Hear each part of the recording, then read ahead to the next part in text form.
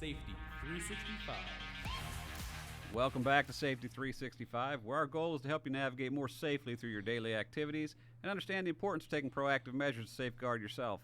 I am your host, Bill Barna. Again, 33-year police officer, professional security consultant, police academy instructor, and former substitute teacher. Now, podcast phenomenon. Just kidding. Today's show is entitled, What is Government Doing to Keep Us Safe? And I am happy to have with me the Trumbull County Commissioner, Denny Malloy. Denny, thanks for spending the time with us today. I know you're a busy man. Good to see you again. It's been a long time since we patrolled the streets together. It has been a long time. 25 years.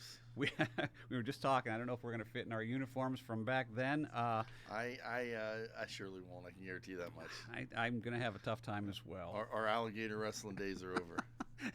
There's a story we're going to bring up. The alligator story. So back in the day, Denny was working for ODNR as a game warden. Yep. And I was working in Bezetta Township and as a police officer, and went to a call for a runaway juvenile.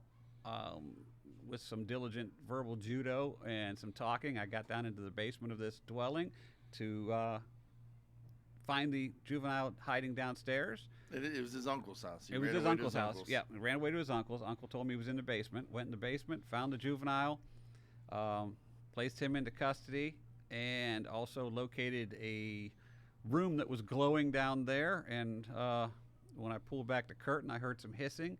And lo and behold, there was a fantastic marijuana grow guarded by two alligators. Didn't know what to do. Called some people, called a reptile guy to come over and get the alligators. Took the uncle back to the station for processing him for the marijuana grow and such. And he's told me how he brought these alligators from Florida.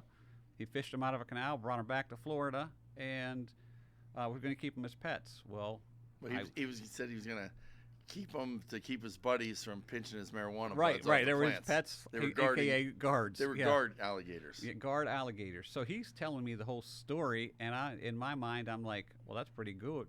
He goes, yeah, I've got the whole thing on video and everything, how we caught him. I'm like, you got to be kidding me. He actually calls his father to bring the tape to our station, and in the meantime, I called Denny, who I know is the game warden, and he comes over plain clothes, and this guy starts telling him the whole story, not knowing that Denny's a game warden. Lo and behold, Denny pulls out his badge, says that's a great story, that's a federal offense, blah, blah, blah. And this guy went from shallow water to deep water real fast. And, yeah. When I walked into the department, you said that you wanted to introduce your buddy. I'm a big fisherman, big outdoorsman. You wanted him to tell me the story about these alligators because you were fascinated. Tricky. And this guy just smoked. I think you let him have a cigarette break. And yep. He just went on to tell him about how he caught them. He was proud of himself. Oh, he was using fishing lures, and they would roll around the lure without hooks, and they'd reel them in that way and put them in the back of his van and put them in a kiddie swimming pool and drive them all the way from Florida to Ohio in a kid's swimming pool. And he had done this multiple times, and they'd get big, they'd die, or he'd sell them off to a buddy. He said every time he went down to Florida, he'd get a few alligators. Get a few more. He'd pinch a few more. They were his guards. And so he was proud of his story. He was proud about how he was so creative in protecting the stash. And I remember the last thing he did, he said, he looked at me, and he said, he's smiling about the story. And I said, man, that's pretty cool. I'm like, that's awesome. I'd love to have one of those. And he's like, wow, yeah. He said, it's illegal, though. You can't do it. There's big fines. If you ever got caught, he's like, holy cow, they'll throw the book at you. He's like, so, hey, don't tell the game warden. I said, no, don't worry. I won't tell the game warden. So I walked out. You were on the other side of the interview room or whatever. Yep. And we just smiled and embraced and high-fived and said, I can't believe this guy just spilled his guts. It was as simple as it could be. So then I took my badge out of my shirt. I had it on a chain. And I walked back in and I said, hey, Mr. So-and-so, I really appreciate your story. I said, I promise you I wouldn't tell the game warden. I says, but I got to tell you something. I am the game warden. And the guy just put his head down like, oh. The hammer all came of a sudden, down. He didn't care about his marijuana. He didn't care about anything.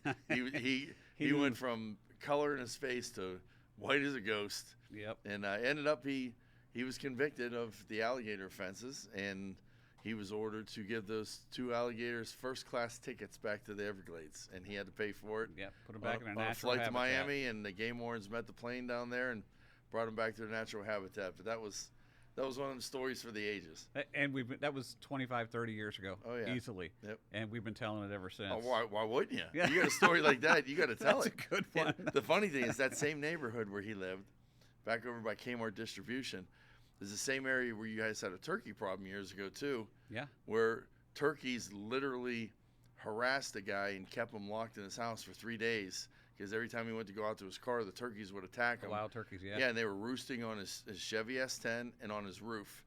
And so if you're looking for real estate with lots of wildlife, there's the place to be. This was like one of those horror flicks or whatever, that every time the guy would go outside, like Christine, he'd look for that black car, you know, and it would be the damn turkey would come and chase him back in the house again. I love it. I love it. But that's, you know what? That's how we come full circle here. And and I think all law enforcement officers have those. Everybody's got one of those days. in their. Yep. Everybody's got one of those in their history. They have. I got a million of them. I know that. Oh, I'm sure. I'm sure. But so Denny, we're got to get back in here to doing business instead of reminiscing. Here we are. But I know you definitely have a lot on your plate these days here in Trumbull County. Being a newly elected Trumbull County Commissioner, before you got there, I see you served as a regional director with Whitetails Unlimited for over 20 years. You managed operations in 9 states, including Ohio, recruited over 10,000 members to help promote the mission of outdoor conservation. You also hosted your own radio and television show on 570 WKBN and FOX 1762 for 13 years. So that's kind of cool, man. I mean, you're Renaissance man. I got a little bit of a history, and then I went and did something stupid like going and getting myself elected. So well, you know what? I needed one more thing on the plate, but this really is hindsight's always 20/20. This really it's taking a new vision though. As I learn the job more and more, you know, I'm proud of being able to serve the public. And I basically started out just a guy who got tired of complaining. I got tired of calling people and complaining, why don't you do this? Why don't you fix this? Why is nobody doing this? You know, I had so many issues. And finally I said, you know what? Someone told me once, so you think you can do it better, why don't you run? I said, you know what?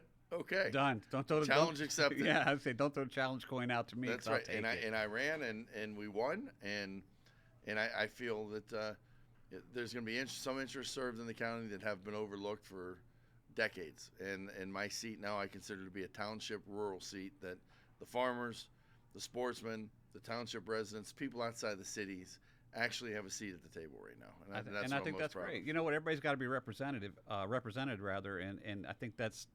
Again, I do agree with you. I think that's something that was overlooked for a long time. It seemed like the populace basically controlled everything that took place. Right. So now you've got a voice for the other people. And I kudos to you, man. I mean, I got out of law enforcement. I was done dealing with people. I don't know why you would ever jump back in, but good for you. Better you than me. I got woke up this morning with a lady with a flooded basement and another lady that thinks the electric company is robbing her because the dial just keeps spinning and spinning on her meter, and she's paying twice the amount she's ever paid before. And these are real problems to people, though. When someone's got tight. A problem, someone's got to be there to help them. And right. And a lot of it, I think a lot of it falls on the elderly too. They're just not familiar with how to contact people. The internet technology.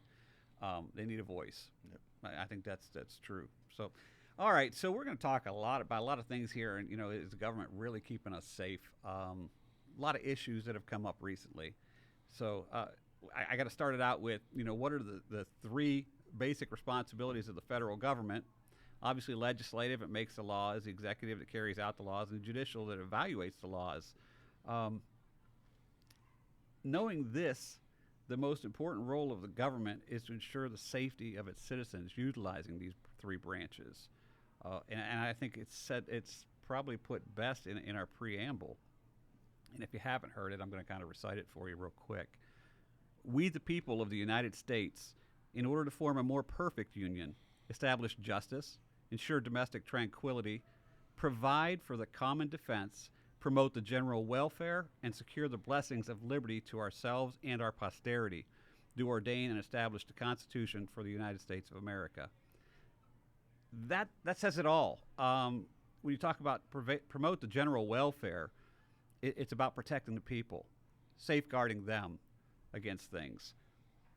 And recently, I think our government's ability to keep America safe relies on its capacity to adapt quickly to new and evolving threats. But is the government really doing that right now? I mean, we've seen tons of things, and we're going to get into them into our next section, next portion of this, but I can see the heads shaking. You know, the people listening to us right now, is government really keeping you as safe as you can be? And the heads have got to be shaken just by seeing the things that we're seeing on TV and the decisions that are being made / aren't being made. But before we get too in-depth, all right, I'm going to be all doom and gloom here. Before we get too in-depth, I'd like to get started with what we like to call our safety question of the day. Ooh. Get some new feed-ins there. That's the first time I heard that one. So our safety question of the day, we're going to put you on the spot, Danny. Here you go. We talk about government, are they keeping us safe, and how they're spending money frivolously. Right now, what is the national debt of the United States of America? Ooh, 70 trillion-ish. Well, you overshot just a little. I think as of yesterday, we were at 31.4 trillion. Oh, you're talking about yesterday's figure. Today? I was You thinking woke up about tomorrow. today. I was thinking about tomorrow. Yeah, there you go. Yeah, that was and the debt per citizen now is $94,425. Per taxpayer, there's a difference. Mm-hmm. You can live here and not pay taxes, and you're only responsible for the $94,000. Right. The debt per taxpayer is $246,867. So you and I and everybody that's out there doing what they're supposed to do, legalized here, paying their taxes, working and paying into the system. Yeah, we're responsible for about $250,000 each. But if you're illegal here, you're counting you at about $94,000. I'm sure we'll see it. Of our debt, Where do we pay? Yeah, where do we pay? Do they Just take credit cards? Write a check. We'll take check. So at 31.46 trillion, Japan is the largest holder of our debt with about 1.2 trillion. Japan, followed by, you might have heard this country, China at 967.8 billion. United Kingdom at 615,000.4 billion. So we owe a lot of money, and we just keep printing it out and spending more. And giving it out. And not collecting it back. Hey, man, are you stealing my notes, Denny? Come on. Hey, you're absolutely right, though, and this is what infuriates me, and I think we're going to get into this. And again, I told you this is apolitical. I'm not going to jump one side or the other. I mean, I may have a conservative tone to me. No, and I'll tell you a little bit, too. Just being in politics a couple months, there is no difference between DNR once you're in office. Right. We're all working for the people. You're and, supposed and, to be and working that's for the something people. You got to play that BS game to get in the door. You got to wear that badge one way or another.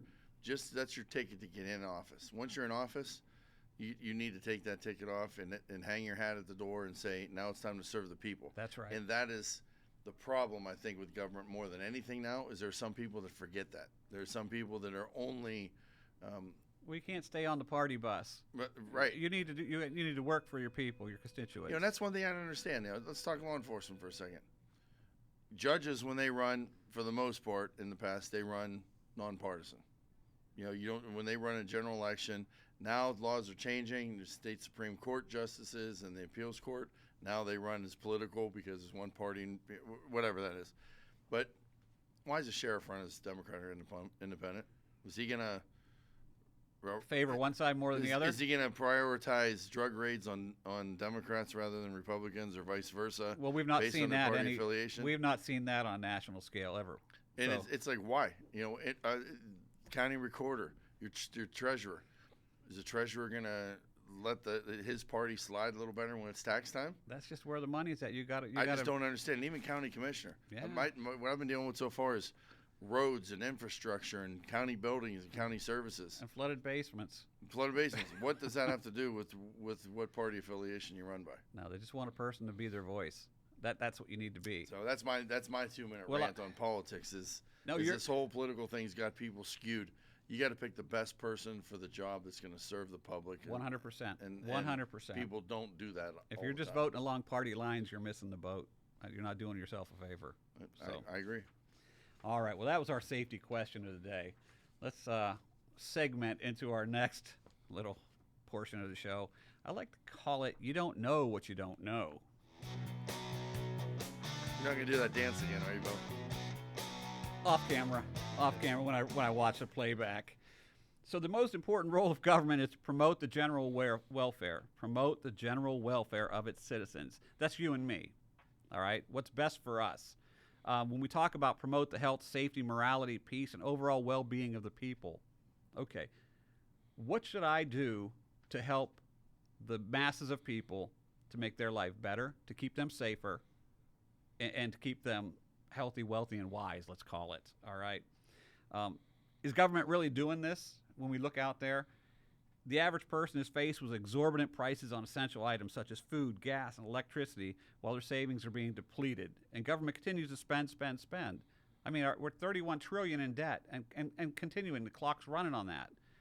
It's like a progressive slot machine. You know, you just see the wheels that just keep going up and up and up. But nobody ever wins. Yeah, I mean, the money isn't wisely spent on us, the citizens, though. It's on some BS stuff that makes not a hill of beans to any of us, for the most part. What am I talking about? Well, let's talk about how money's burning a hole in the government's pocket. And I think you guys can agree with me. Approximately $7.12 billion of military equipment the U.S. transferred to the Afghan government over the course of 16 years was left behind in our hasty withdrawal. All right. Did I say that right? $7.12 billion that we paid for all this military equipment, and we let it sit. And who do you think it turned over to? The bad guys, people. They get all our technology. They get all our ammunition. They get all our military equipment. And who do you think they're going to use it against? The people there and other governments. This is our government did this, right. Okay? I just can't believe it. Now that country is controlled by the very enemy the U.S. was trying to drive out over the past 2 decades, the Taliban. The U.S. actually gave a total of $18.6 billion of equipment to the Afghan National Defense and Security Forces from 2005 to 2021. Start doing the math, people. It's adding up. There's a lot of money here. We've also given, $113 billion to aid Ukraine, and another $46 billion has been proposed.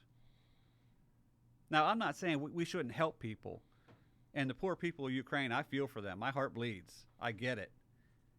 But we are dishing out trillions, almost trillions of dollars here. We're going to get up there. We're at billions now, more money than I've ever counted or even seen, and we're giving it away to other people.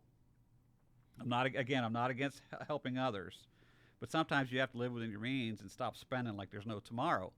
Help them, yes, but we keep going further and further and further in debt.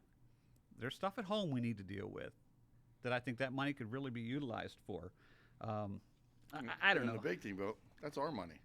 Yeah, it's my tax base. It's my tax money. Your tax base. That comes out of my paycheck every Friday. And let's not forget, like you said before, the government's supposed to work for us, not for themselves. I won't even get into the political theories of who's making money off it as side deals, and I'm not even getting into that because I think everybody in government at the top level is getting a piece somewhere. I'm sorry, that's my personal feeling, personal belief. But the way they're just throwing money out the gate is ridiculous, and it's our money. I worked 33 years as a cop. I put my life on the line for 33 years for other people and paid into the tax system, not for you to be giving it away to the Taliban or to Ukraine. That's my money. Sounds like a commercial. It's my money and I want it now. That's but right. I just want it to work for me. But remember, we talked about promote the safety and overall well-being of the people. How does that serve us to leave more than $7 billion of equipment to the bad guy? How is that serving me? Ridiculous. What if you'd have brought all that equipment back and said, hey, you know what? We're going to help out Ukraine. Let's just send it there. We'd have cut down $100-some billion. But that's common sense. Not so common these days. All right. Let's get into where else did we waste money? Oh, I gotcha. And how we didn't keep people safe. Let's look at the Chinese spy balloon. This monstrous thing that flew over our entire country in a scope of 8 days. We watched it drift and drift and drift while it collected information from our military bases. And we just continued to watch it. And it flew over Montana. And I don't know if you know anything about Montana. I mean, you're a sportsman. It's pretty wide open. Yep. We didn't shoot it down there because we were worried about civilian population being injured.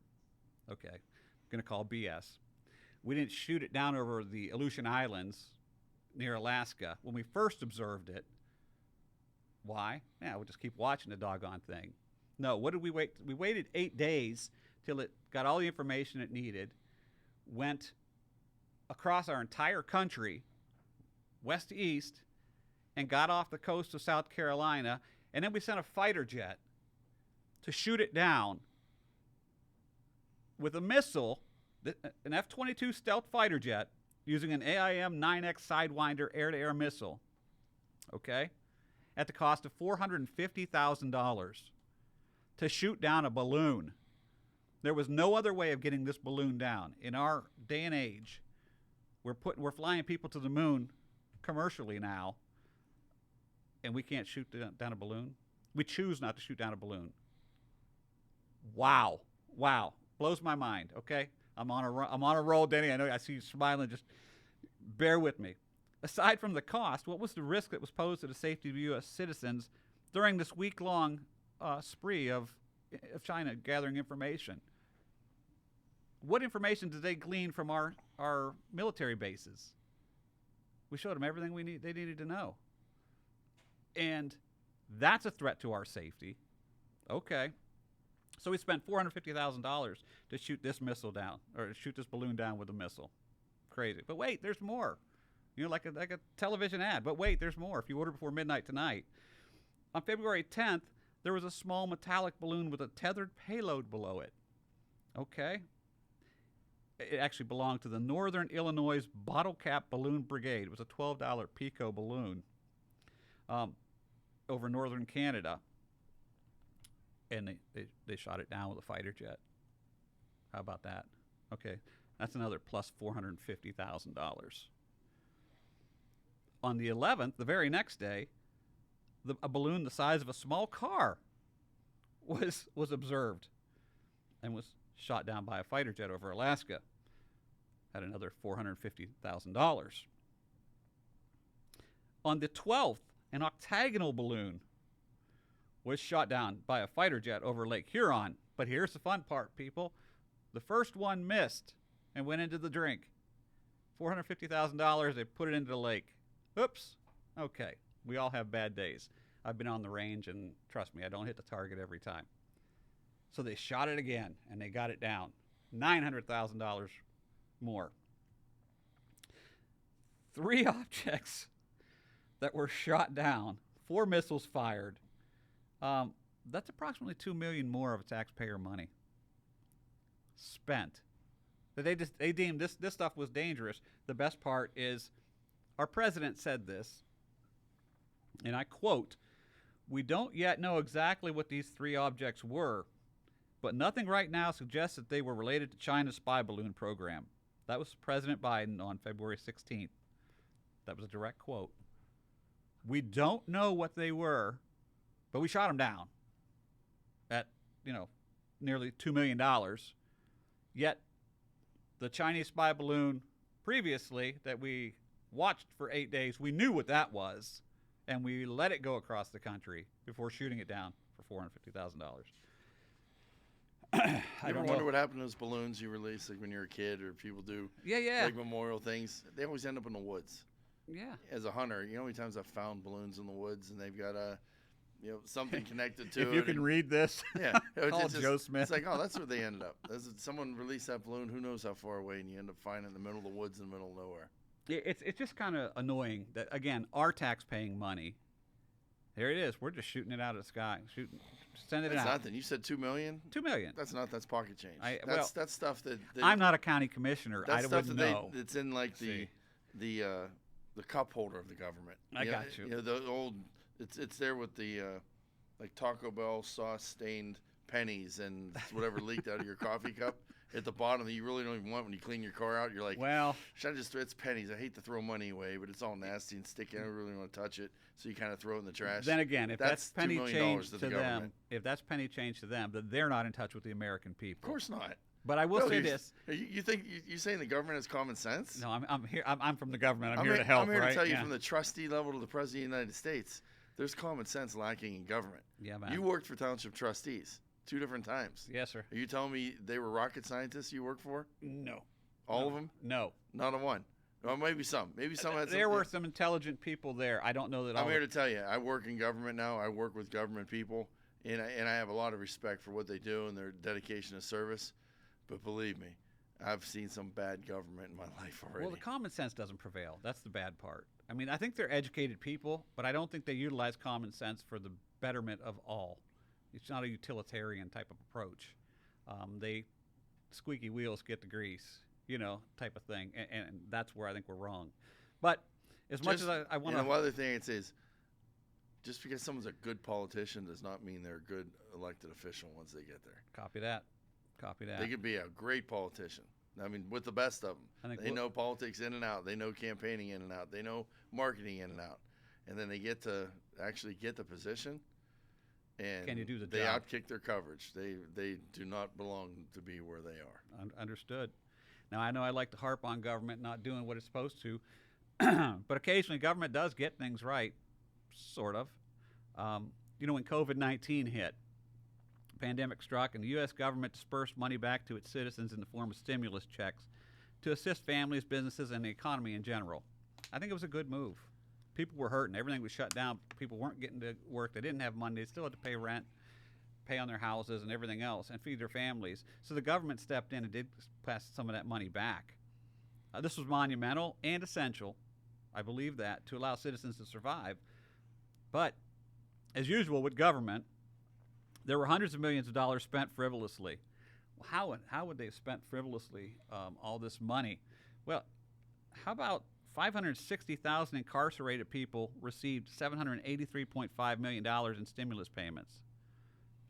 All right, if you're incarcerated, why are you getting a stimulus payment? And 560,000. It wasn't like, oh, we screwed up. Here's one or two. 560,000. They received over $783 million in stimulus payments. By May of 2020, incarcerated people had received 84,861 payments totaling $100 million. Wow, by May of 2020, this whole thing. $1.2 million payments totaling $1.6 billion. The IG report said it notified the U.S. at that time. Bill, they gave away stimulus money to many counties, many entities, many cities. Got this ARP money. Yeah. And it's COVID money, basically, to reignite the economy due to things that were shut down because of COVID. The county we live in here got $39 million. And this happened before me, and now I just got there, and I said, okay, let's take a look at it. What are we going to do with the rest of the stimulus money? And it's down to like $15 million.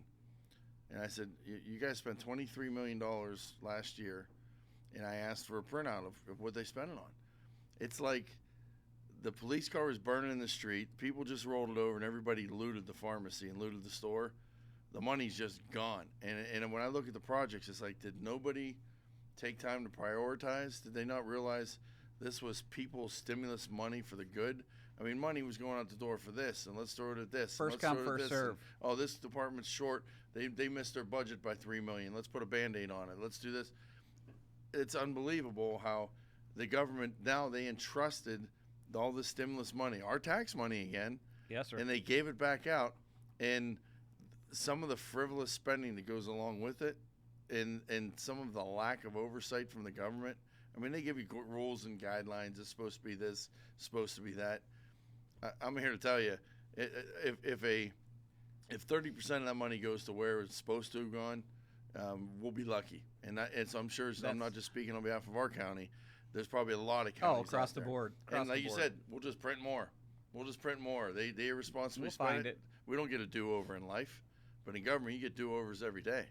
Yeah. You just break out the eraser and you erase something and make the number in there that you want it to be. Well, there's no penalty. You're cementing my point. I'm talking on a national level, and I can bring it right down to local. I can only imagine when you're talking billions with a B and not millions with an M. When you get to the billions that the government's dishing out, maybe trillions, it's unbelievable. It is ridiculous. We are a gluttonous, wasteful society in so many ways. Why can't we just simplify life? It's just money. Why can't we simplify life? I'm one of those guys. I'm for a national sales tax. Make every user pay into it. Make the Japanese family that comes to Vegas for the weekend pay an increased sales tax that goes to pay for the services here in our country. You know, why do they come and get to use our stuff, drive on the roads, do everything, and then go home, pay nothing in our system? Absolutely. Yeah, the guy that lives in Las Vegas, he's paying for those roads every day for all these foreign tourists that come there. You know, he's paying it on his property taxes. You know, there's got to be a better way that makes sense. You must have heard me talking over the last week because this has just been fueling me, and I swear. It's just I see it every day, and I see people lined up at the county paying their property taxes now. I saw a guy yesterday, paid $6,000, and he got so perturbed after waiting in line. And then what am I getting for it? He said, "That's $6,000." He's like, "Damn it, I'm going to commissioner's meeting." And he came upstairs to the commissioner's meeting. He sat in, and then he said, "Damn it, I'm going to speak up because I just paid $6,000 downstairs, and I want better service than we're getting right now." Right. And the guy was absolutely right. I applauded him when he got done speaking. You're a service entity there. You're service based. You know, that's what your job is. And right down, you know, you're talking about keeping people safe. We talked about this at the beginning of the show. The way the criminal justice system has gone, and the way that how long does it take? We got a guy here that brutally murdered a young man, 40 years ago, and he's still on death row, right? And still getting, right? Still living on the government's dime, still getting medical service, still getting fed 3 squares a day, still getting clothing, getting everything. This guy should have been brought out in the front of Courthouse Square the following Saturday after he did it and hung high at noon, and let everybody see this is what we do to people that molest children. Denny, that's a whole different show about consequences. I'm just telling you. And you'll come back for that one because I think that's going to be live. Life. We need to simplify life. If we're going to be safe, let's scare some safety into people. Let's get it done. Well, we've watered it down. Let's cut all this mamby-pamby society stuff that we've gone to today. Yeah, I mean, I had a show not too long ago, a couple of weeks ago, with Tracy Timko, prosecutor of Warren City, and we talked about soft on crime prosecutors and stuff, and the effect it's had. And it leads right back to what you're saying. There are no consequences when we're softer on things. Well, what's the big deal? And what's the consequence for these government officials? None. Spending $2 million to shoot a balloon down. What are the consequences on them giving money to the Ukraine? Well, when we got people to protect their border, to protect Russia from crossing their border? When we got Swiss cheese on our border, we got fentanyl coming over every day in trucks. You're reading through my notes again. You must have had. Did you get a cheat sheet here? Because man, we're all over this. Let's just get back. We're gonna try and pull it back in here. I'm gonna get a petition for you to run for office. Yeah, no, not gonna happen. I like that. Never gonna happen. I'm happy to sit and talk with you any day of the week. But so we watch how they're spending this money. I mean, they just keep printing it and spending it. Our dollar is worth less. People don't have dollars in their pockets, but they don't seem to care. All right, the spending is just out of control. And let me put a little asterisk here for all of you out there listening. These relief funds, these COVID relief funds, were spent both under the Trump and Biden administrations for these prisoners that were incarcerated. They received them under both administrations. So I'm equal opportunity here. You know, lots of stuff is being done, and oversights are made. But when you're talking about hundreds of millions of dollars being spent, somebody had to catch that. Right. And there was an error on both administrations. So I'm not anti-Trump or anti-Biden. I'm just telling you as it is. And if you don't like it, there's a knob right next to you. Turn us off. Well, let me give you a scary thought. We're filming this podcast here. You're in a school. Yes, sir. And the kids this age, how many of the kids you think out there in that lunchroom today actually have cash in their pocket? Yeah, not many. Not many. We got a society now that we're raising. It's all e-banking. It's all on the card. It's all on their phone. It's all on an app. They don't have when you were I were little. If I came across a quarter and a nickel, I was on my way to Sammy Quickstop to go buy football cards, and then I was out there doing whatever I could to earn another quarter bottles and another cans. nickel. Yeah, and I would turn in pop bottles and cans. We would do whatever it took. When we had that money in our pocket, it meant something. Right. That money was something that we cherished. We hid from our sisters, you know, at home and home. We kept in our pocket. We earned it. We earned the allowance. We did what we could. Yeah, it had value. It had value. It had real value. Cash today, money. That's just a definition. It's just a term.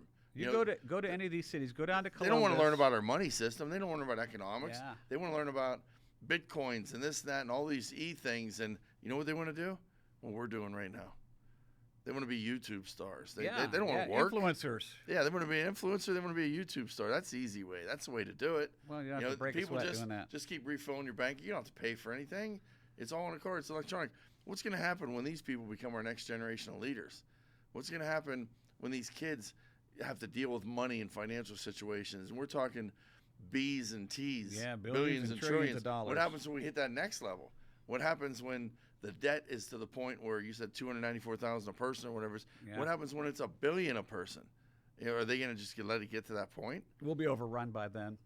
The United States won't be the United States. It's scary to think that farther ahead, because that's the direction we're moving. Everybody we owe money to is going to garner the United States. We need to establish fiscal responsibility somehow and instill that in this next generation. I agree. I 100% Our agree. grandparents saved. Our grandparents had savings accounts. They had retirement accounts. They had pensions. Yeah. The next generation job jumps 3, 4, 5, 6 times in their adult career, and they may not have a pension. They may have a 401k, but they're not getting Packard or GM to pay their retirement so they can live the rest of their life. It's whatever the they generation contribute. after that is what they contributed on their own. What happens the generation after that? What happens when they get there and potentially Social Security is raided? It's gone. No government handouts when they get to that age. And they didn't save because they took a chance on some electronic currency that one day they're rolling in style and they're flashing the cash around. They're driving the flashy car, and the next day it's worthless. Yeah. What happens then? Yeah. Well, that's when it's time to meet your maker. You got to figure out what you're going to do. And I've been poor. I've been on that end too. So, but you figure out a way. We're from a generation that knew how to work. I mean, we're going to change. We're going from 365 to change the name of the show to We're Screwed. Yeah. No, I'm going to keep this one. That might be another show. Yeah, we'll go with that one. It's coming.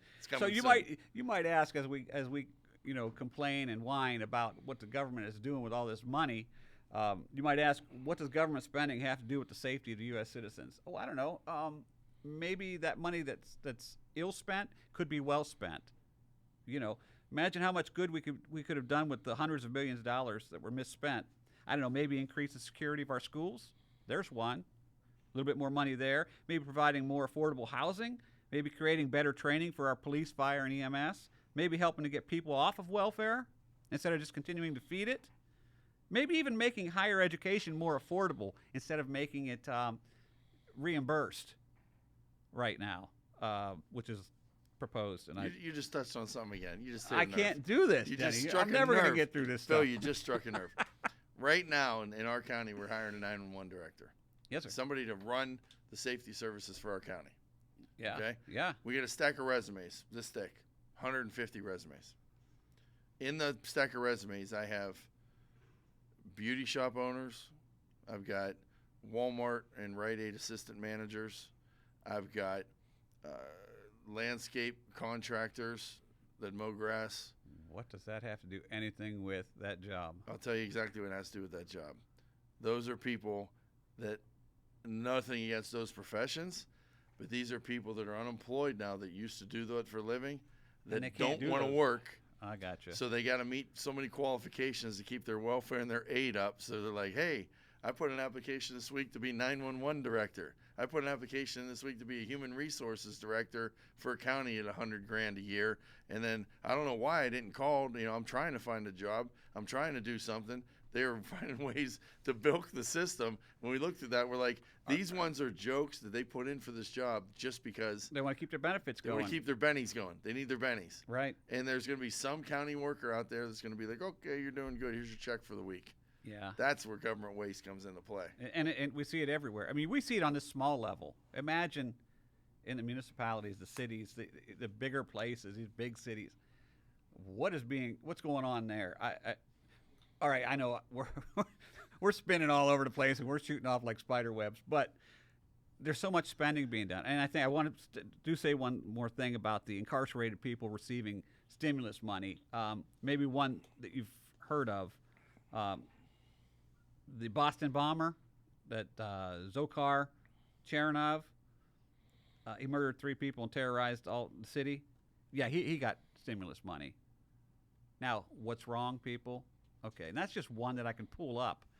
Imagine out of 560-some thousand, what names we could bring up. Anyways, there are needs. Getting back to my point, there are needs that need to be taken care of here in the United States, where that money could be helping out at home. Money not spent helping the average American is wasted opportunity. Sadly, so much money is spent to maintain political dominance instead of doing the right thing. Again, we talked about the party lines. It's all about that. I got to maintain the political dominance, not do what's best for everybody. You know, we've gotten away from American to Democrat or Republican. We're Americans. We all live here. We need to be taken care of. We all need to act as one for the betterment of all. We don't see that, but we're put to the test right now to make ends meet as this inflation is soaring. Our food prices are expected to grow more in 2023 than in 2022 at above historical rates. We're already up 6.4% from January of 2022. Okay? In 2023, all food prices are predicted to increase 7.9% more. Food at home prices are predicted to increase 8.6% more. That's your home groceries. Dining out, food away from home prices predicted to increase 8.3% more. So all this prediction of all this money going out and everything's going up, but the money's not being spent on people. It's being wasted on missiles and other countries and whatever else surplus they want to spend on. The gas prices alone have risen this year for the last 5 straight weeks. All right. I mean, I remember paying under $2 a gallon a couple years ago. By this summer, they're estimating $4.19 a gallon by June. Right in time for vacations, right? If you can afford to take one. Oh, they'll be back down to $3 right in time for the election in November. How about that? Yeah, again, political dominance. Let's figure out where we're going to spend our money to keep on top of the heap.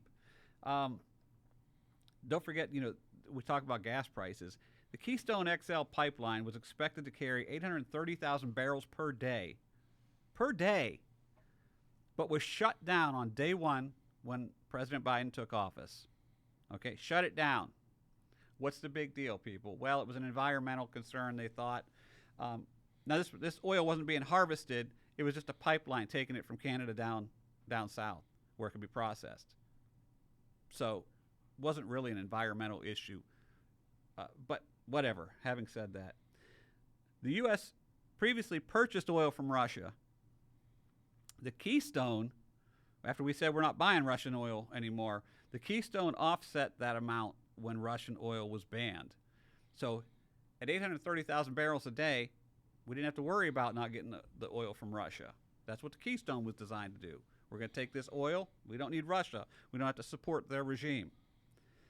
The U.S. is now begging Venezuela for oil, who is in a myriad partnership with Russian oil companies. So in effect, we're still buying Russian oil instead of doing it for ourselves.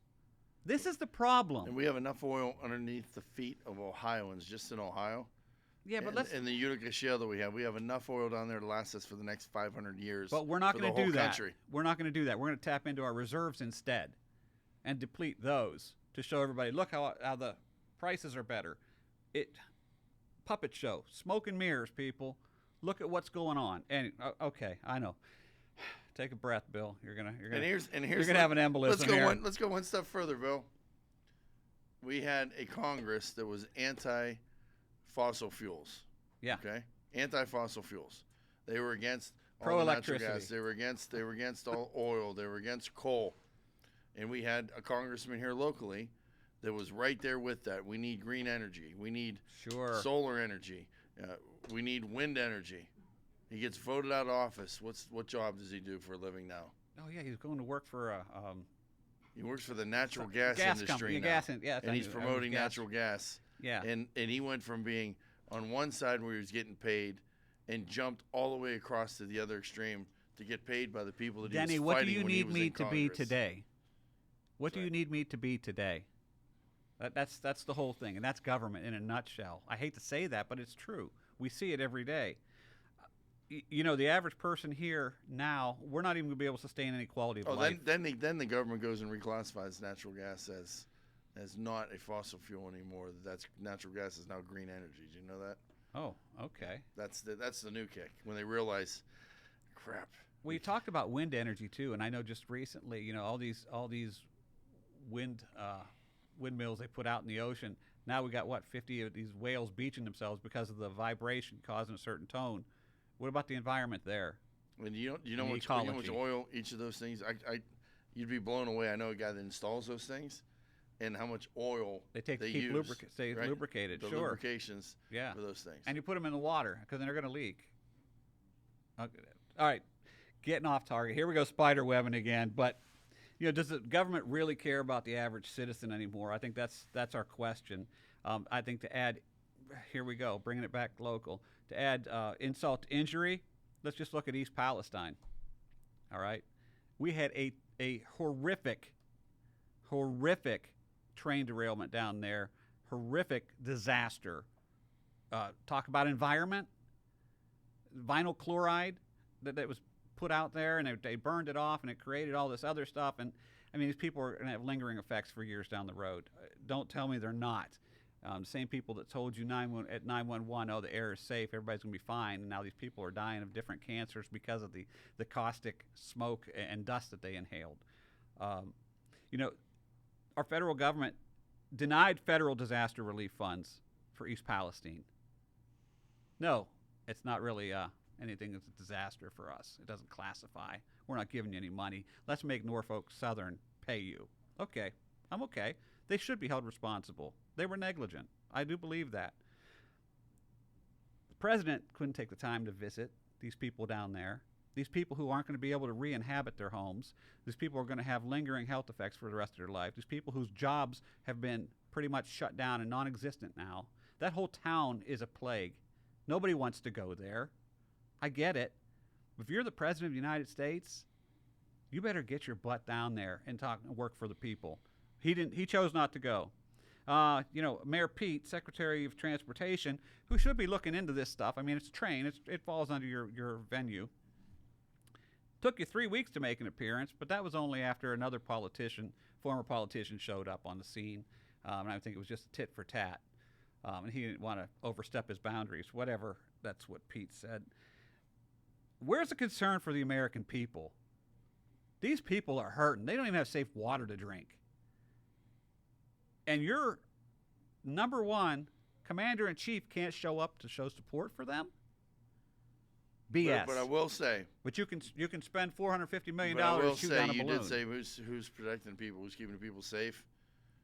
The local entities, the local police departments, fire departments, emergency services, government entities, the state government entities, the county government entities down there. A1, they did as much as they can do. They don't have the pockets. Trillions. They don't have the pockets the government has that we give to Ukraine. And they don't have the places. T's. Right. But I will say, we in Ohio, we in Mahoning Valley did everything possible we could do for the people. Oh, you see an outpouring. Continuing to do it. You see an outpouring of help from local. Right. But not federal. They can't be bothered with it. That's a problem. You're not working to keep the American people safe. That's a problem. Now, any money that they collect, these people are going to be given back from Norfolk Southern or whatever disaster relief that they can get from whatever entity. They want to tax them on it as income? Are you kidding me? Now, there's a state politician that's trying to propose something so that they aren't taxed on that benefit. Right. To help these people out, which good for him. Common sense. Why isn't that federal? You know, you like to write out executive orders. Why don't you write that one out? Listen, you're in a horrific emergency right now. You're in crisis. You're not getting taxed on this. This is to help you. There you go. Done. The IRS wants to say anything, have them call me. Here's an executive order on this. You don't have to pay tax on that. That's your money to help you. I shouldn't be having to get my hand in the pocket to take it back. Right. Oh, I'm sorry. Breathe, Bill. You're gonna have an embolism. Here we go. I just think, you know, our values are misplaced here. We're not helping people. When it comes to the health and safety of Americans, how much of what we can even, again, I go back to, how much could we trust from the government right now? Even what the CDC is telling us. You know, they're telling these people, oh, your air is safe, no problems, blah, blah, blah. Well, yeah, it's funny because I got, all these rashes and my lungs burn when I breathe. You're going right back to your partisan power, your partisan spending, your partisan economics. So here comes the CDC. Can we trust what they're telling these people? No, we can't. In 2019, CDC told us COVID didn't come from a lab in China. What are we finding out now here in 2023? Turns out that the information was all wrong. It did come from a lab in China. We have the FBI and the Department of Energy. These people are all coming back with the conclusion that we knew 4 years ago. China, again, you're hearing the word China a lot. China balloon. China holds a lot of our debt. China virus. Let's just continue on. If vaccinated, you won't get COVID. Now we're finding out, guess what? If you got natural immunity, it's as good as 2 vaccines, if not better, in preventing. And how many $billion did we give to there the we go. pharmaceutical There we go. companies? Now you're feeling me now. I get it. 2019, masks reduce the risk of contracting or spreading the disease. 2023, the CDC said there's really no evidence that masks are effective in reducing transmission.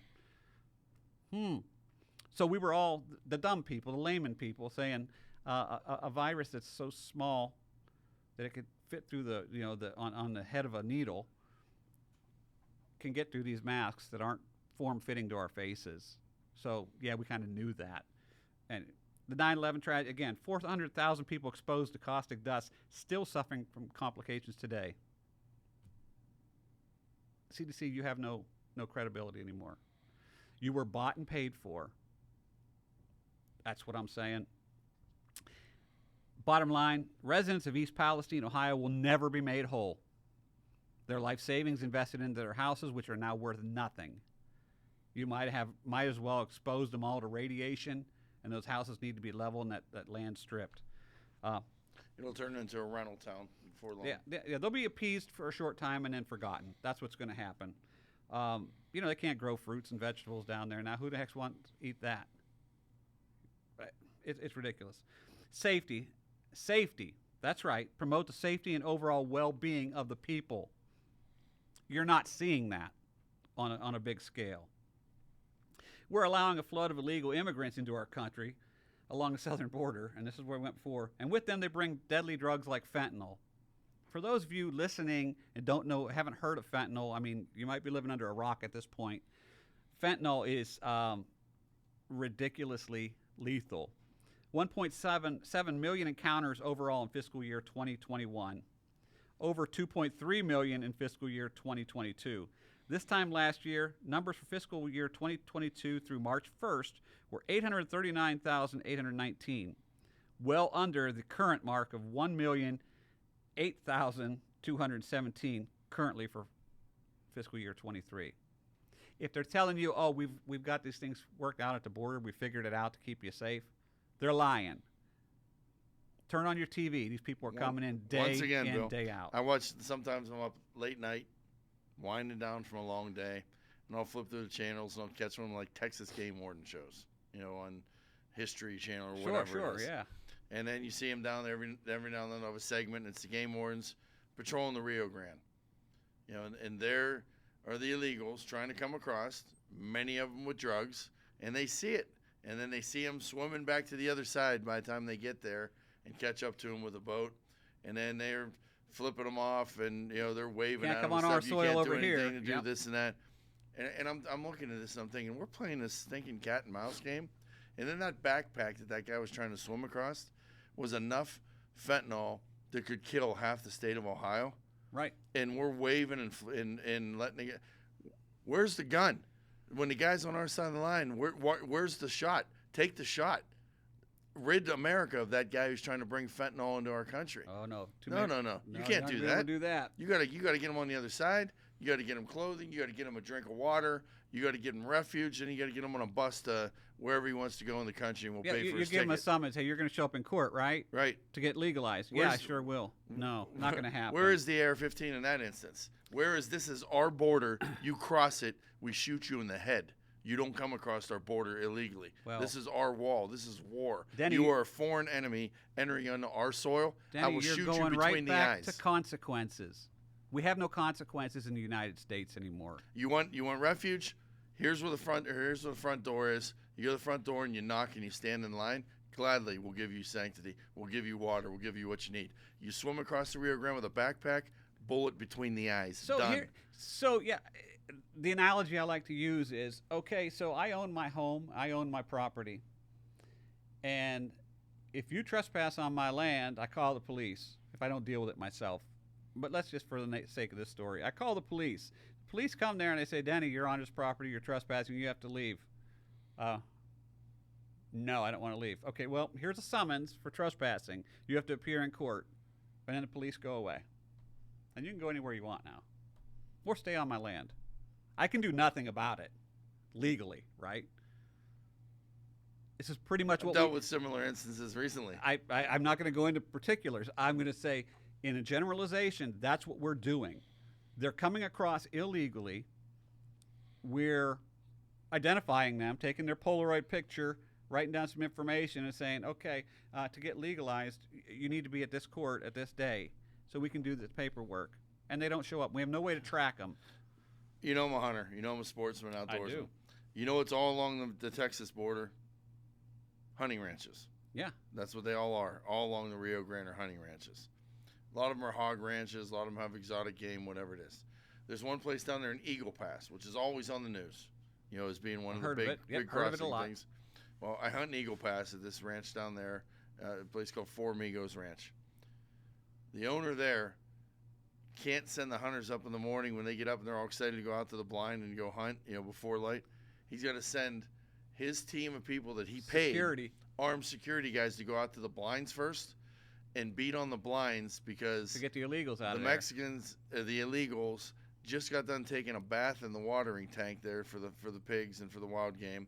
They just got done eating the corn out of the feeder, and they're sleeping inside of the hunting blind. And many of them with bales of marijuana, with drugs, with whatever they have. And God forbid, you don't want a guy and his son that flew down from Ohio to go shoot a big deer in Texas, to walk up in a blind. They open up and you got 4 cartel members hiding inside of the blind, trying to take a snooze from their long trip they just had from Mexico. Right, carrying fentanyl. And they showed us spots on the fence where the pole is bent and the paint is worn off of the fence, where they come over every day. Keep coming through every day. And he's got deer camera photos every day where they text the pictures like, here's another batch, here's another batch, here's another batch.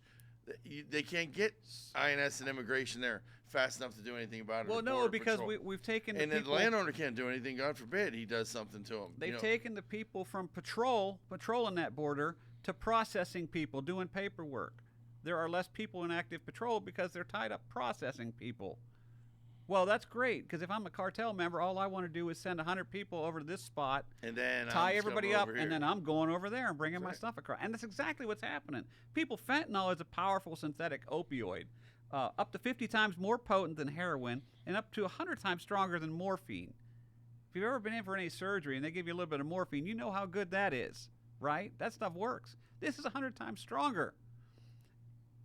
To clarify, just 2 milligrams of synthetic opioid, equivalent to 10 to 15 grains of table salt, is considered a lethal dose. All right, and they're bringing it over by the thousands. There's a role that's being played here too, and I'm going to get into that. Why are we so worried about this? Well, where do you think the fentanyl is coming from? You've heard the word before. I'll give you a hint. There was a balloon. We owe them a lot of money. They created COVID-19. Yeah, you guessed it, people. China. China is the one. What better way to wipe out a population? They're doing everything they can. Open your eyes, and we're doing nothing about this. We're not putting more people on the border. We're not enforcing consequences for violating our law. We're not building a border to keep them out. We're giving them Visa credit cards, basically, to come on over. Hey, it's like a like a junket. Come on over. Get on the bus. Come on over. We'll take you anywhere you want to go in the country. Have at it. They send us fentanyl, video games, and MSG in our food. There you go. How about it? That's what's happening. China is responsible for for providing a lot of the chemicals used to process the fentanyl by Mexico.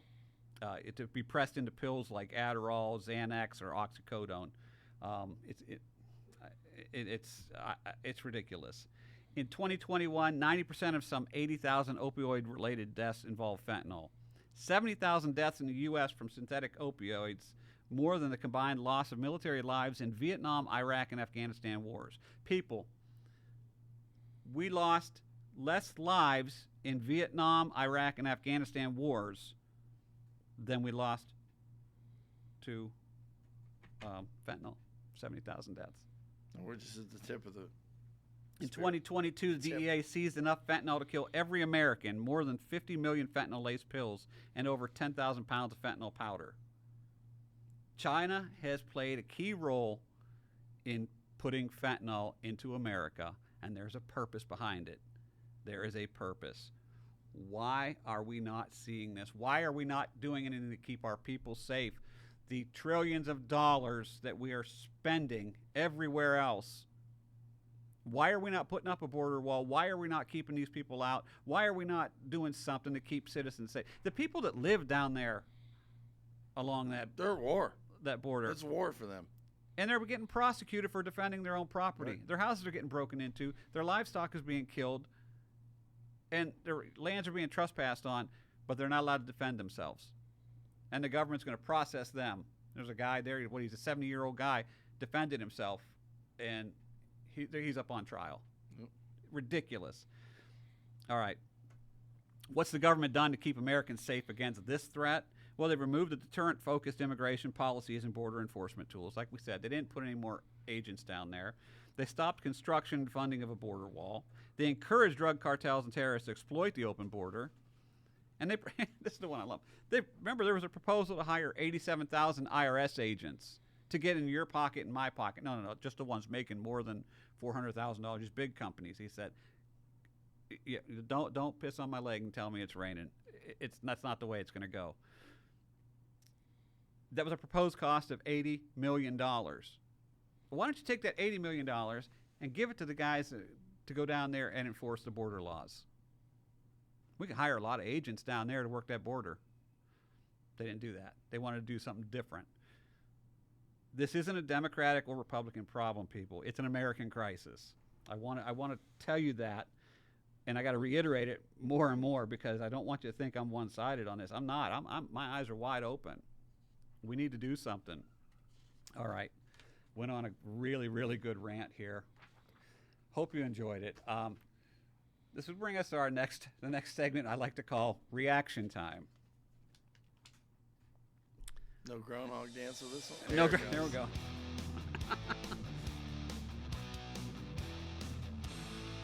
Woo! Got to get a fan in here. Starting to get warm. Okay, Commissioner Malloy, you've heard me rant about the lack of attention given to the safety of the American people. Your website states what states that you have seen how myopic government interests can be, citing how the areas north of the State Route 82 bypass have been ignored while commercialized regions south of it have flourished. I mean, that's right on your website, and I know that's what you mean. You have a passion. Let's apply that professional vision nationally now. Let's open it up. After everything you've just heard me rant on about how we're not being kept safe, let's take your vision. All right, number one, we shoot it. Excessive spending. What do we do there? What's the government got to do to keep us safe regarding excessive spending? What should they be doing instead? That money should be redirected toward where it needs to go. It needs to go to our police and firefighters. It needs to go to our first responders. It needs to go towards programs on how humans can keep themselves safe. You know, I'm a big proponent of the Second Amendment. Sure. And that's something there too. We're spending more effort and more debate every single day on how to disarm us and what magazine capacities and everything else.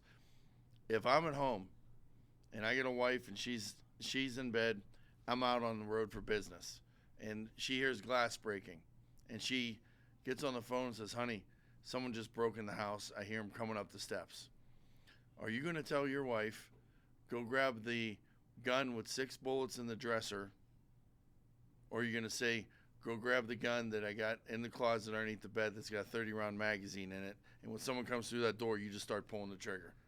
What are you going to do? Well, there's a reason that police, when I started, I carried a revolver with 6 shots. When I retired, I was carrying 16 rounds in a gun, 15 in and one in a chamber. So every day we're trying to disarm our citizens. Every day we're trying to disarm, make it taxing ammo and making it harder for somebody to be able to protect themselves. I, for one, am not going to wait for the government to protect me because it ain't happening. No. I'm here to tell you. You've responded to many 911 calls and got there a second too late. Yep. You've seen it firsthand. Yep. We all have. Don't pick up the phone, call 911. Pick up something that's going to make a difference. Yep. So that's the first. I'm with you. That's the first step, is make sure that. I tell her grab a 12 gauge though. It's. There you go. No aiming required. Well, but I want the 12 gauge with 9 rounds in it, not 3. I don't want the plug in again. Right. So that's the first step. Then you get to the different levels. Then you got to disperse the funds to make sure we have the adequate safety services that we need. Make sure we have school resource officers. Make sure we have. Let me stop you. School resource officers in every school, not in every district. Every school. That's right. You shouldn't be. You're putting a cosmetic fix on it. If and you're not saying, that they're going to be Superman, but they are going to be a presence. You just increase your chances of somebody being there if something should happen. If something should happen. Yes. And the awareness and the education of the teachers locally. So let's spend some of that money on SROs, for sure. Why you just talked about 87,000 IRS agents. How about 87,000 school resource officers? Great. There you go. Put them right there. Second or thirdly, on top of that, then you stretch out from the state level and you make sure that we have all the state resources we need for traffic interdiction when it comes to drugs, to make sure that when we do things, money goes to the courts to influence and make sure that the courts have what they need to impose the right sentences on the people that still decide to play the game in spite of all this increased law enforcement and awareness. Then you stretch it out federal level, and again, there you go. Let's protect our border. Let's put money. We got National Guardsmen. Instead of them going out there playing at the Ravenna Arsenal on weekends, let's send them to a border on the weekends. Let's have them do something instructive. Let's put them to work keeping citizens safe, not training to keep people safe. Let's let them actually keep people safe when they do their drills and their training. Even if they're not functioning as border patrol, their uniform presence there will deter quite a bit. And I agree with you. We got fentanyl coming across Lake Erie every day on a boat. It's coming down from Canada. Yeah. Comes over toward Detroit. It comes right into Ohio by boat. It happens every day. Yeah. There was a unit on Lake Erie that deals with. They had a ring of stolen car parts, where based out of Erie, Pennsylvania, they were literally apprehending thousands of people a year moving stolen car parts out of the United States into Canada. You're telling me if they can bring a door to a Chevy, and they're going to smuggle that out of the country, that they're not going to be able to have a door for a Chevy full of fentanyl come into the country? Yeah. I mean, interdiction efforts are important. Interdiction efforts. So let's key on the important stuff. All right. So we want to take money. We want to put it back into our law enforcement, our national security, is what I'm hearing. And our education. State level and education. I think it's great. Good. I'm in agreement. Inability to react to national threats. What do you think on that? Our government's inability. Well, we have the ability. We don't make no bones about it. We have the ability. So we probably knew that balloon was leaving China before they hit the button to release that thing out of China. Gotcha. I mean, there's no saying we're not the most modern fighting force, and we don't have the most the best up-to-date spy technology. I mean, we do. We know what's happening at the levels far above us. Let's let the guys do their job that need to do. Well, let's go. I don't want someone waiting for an order that's never going to come when he can take that order, and let's let our people do what they do best without worrying about offending the world. Okay, so let's go to the number one on everybody's mind: the rising cost of inflation. I mean, eggs are up 70%. What do we do there? On a national level, eggs are up 70%. Is this all orchestrated? Is it just one? Why wouldn't it be? Is it just one disaster orchestrated after What's another? What's it all leading to make you do? Be more reliant on government, more reliant on the policies government makes. Okay, more reliant on aid. I'm glad I'm not the only one thinking this. You can live if you have no humility and no pride. Every single person listening to this podcast can live the rest of their life and be taken care of by somebody else and not have to take care of themselves. You could find the government aid that's out there. There's ways to tweak the system. There's ways to abuse the system. People do it every day. Every able-bodied man, woman, and child should work. And every able-bodied man, woman, and child. How about just going out there and working? Should earn a living. And they should take care of their families first. We got to get back to traditional ways. Tradition is a big word. Tradition is the number one word in my life. Everything that I believe and everything I do is based on tradition. So I don't want to hear you got to break traditions, new things, newfangled this, new technology, new this.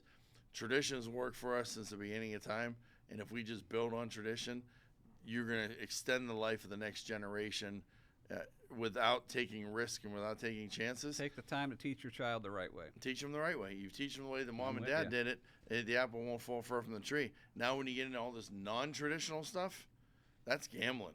You get away from, and again, like playing stock market. Here we go again. We get right back to, it all boils down to again, put God back in schools. You're singing my song. So, boom, right there. Put God back into our societies. Number one. I watched a debate today. It's on the internet today, and they've got the new House committee on security, and basically they said it's protect the Constitution. And Nader's on there, and Jim Jordan's on there, and Gates is on there, and Gates made an amendment today. I don't know if you saw it. You'll see it on the internet that he wants to start their committee meeting with the Pledge of Allegiance. Why not? Okay. Doesn't that sound like something you should do? You're a government body, so you start the day with the Pledge of Allegiance. Representative Nader from New York said, well, we all start the session of Congress every day with the Pledge of Allegiance. I don't think we need to do it twice in a day.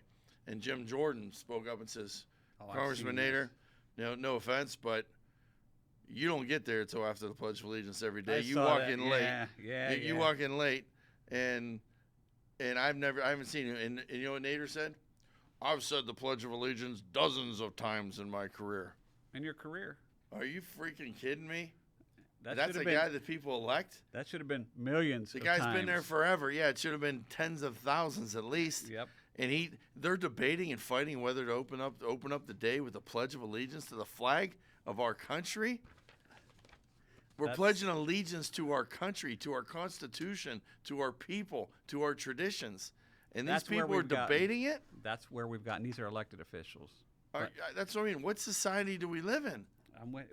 Now you're starting to see some of my rage. Denny, I got to have you on another show. I'm starting my own show, Safety 366. You got me fired up again.